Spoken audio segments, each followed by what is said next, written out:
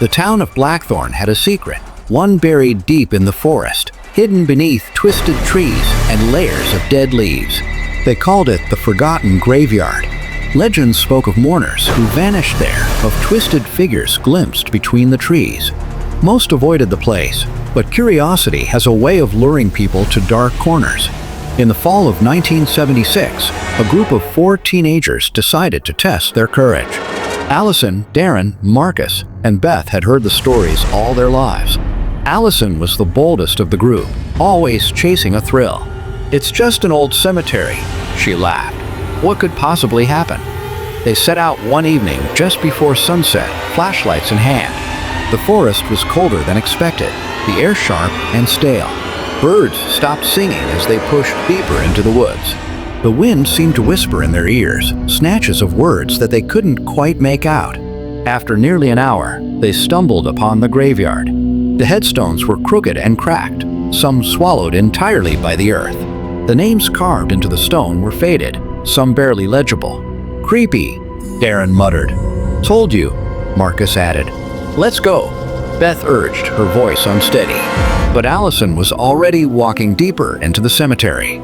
She stopped in front of a gnarled tree with a headstone at its base. The name on the stone had been scratched away, but beneath it were the words, "Do not disturb." "Check this out," Allison called, running her fingers along the rough bark.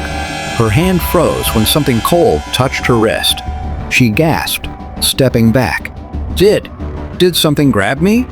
"Don't be stupid," Marcus said, but he sounded uncertain. As they turned to leave, Darren noticed something strange. "Wait, weren't there 4 headstones over here earlier?" Beth shook her head. "Let's just go."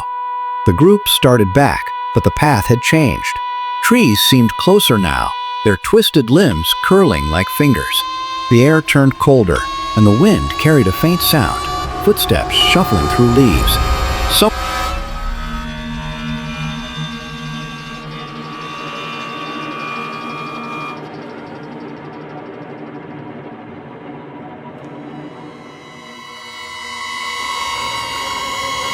"Someone's following us," Darren whispered. They broke into a run, flashlights flickering. Branches scratched at their faces, and the distant footsteps seemed to grow louder. Suddenly, Beth screamed. They turned to see a figure standing among the headstones. It was pale, its face sunken and empty. Its hollow eyes locked onto them as it shuffled closer. Allison's breath caught as she noticed the figure's twisted, broken fingers like the roots tangled around the gravestones. "Go!" Allison screamed. They sprinted deeper into the forest. The thing followed, its hollow breaths rasping from behind. Marcus tripped over a root and hit the ground hard.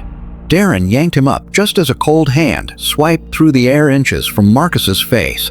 They ran until the gravestones disappeared behind them, until the cold air warmed slightly and the whispers faded. Somehow, they made it back to the road. None of them spoke as they stumbled home. Days later, Marcus stopped showing up at school. His mother said he'd locked himself in his room, refusing to speak to anyone. A week after that, Beth went missing entirely. Police found no trace of her, only her flashlight lying at the forest's edge. Then, Darren's family reported him missing too. They found his body tangled in the roots of a tree near the forgotten graveyard. His eyes were wide open, his face frozen in horror. His fingers snapped backward like dry twigs. Allison tried to forget what had happened, but at night she heard footsteps outside her window. One evening, while home alone, she heard whispering inside her house, faint and cold. When she turned, she saw something standing in the hallway, pale, hollow-eyed, and grinning. Its broken fingers stretched toward her. The whispers grew louder each night. Allison stopped leaving her house, the curtains drawn tightly.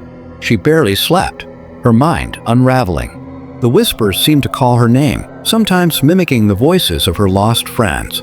One night, Allison heard Beth's voice outside her window. "Help me, please." She knew better. She knew it wasn't real, but still, she peered out. Through the fog glass, she saw Beth standing at the edge of her yard. Her face was pale, her eyes sunken and lifeless. Beth's lips moved, but no words came out. Then Beth smiled, a twisted, unnatural grin. The second figure appeared behind her, Marcus.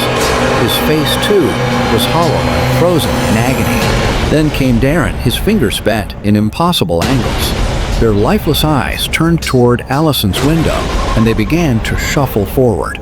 The whispers filled her mind now, deafening and endless. Allison bolted to her room, hiding under her blankets like a child. The air grew cold. Something heavy shifted in the hallway. The door creaked open. Allison peeked out just as a twisted figure, its limbs gnarled and unnatural, dragged itself into her room. Its face was a distorted mask of bone and withered skin. Its empty eyes gleamed. The last thing Allison heard was her own voice, whispering from its twisted mouth, "You disturbed the forgotten. Now you belong to them." Her parents found her the next morning, lying in her bed. Her face was twisted in a mask of fear, her fingers twisted and broken, as if something had held her tightly in her final moments. Weeks later, townspeople claimed they saw 4 new figures standing silently among the twisted trees of the forgotten graveyard, pale, motionless, and grinning.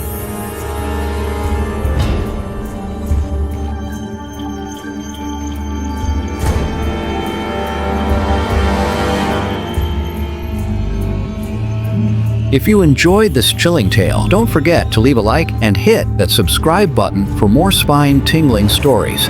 What would you do if you found yourself lost in the forgotten graveyard? Let me know in the comments below.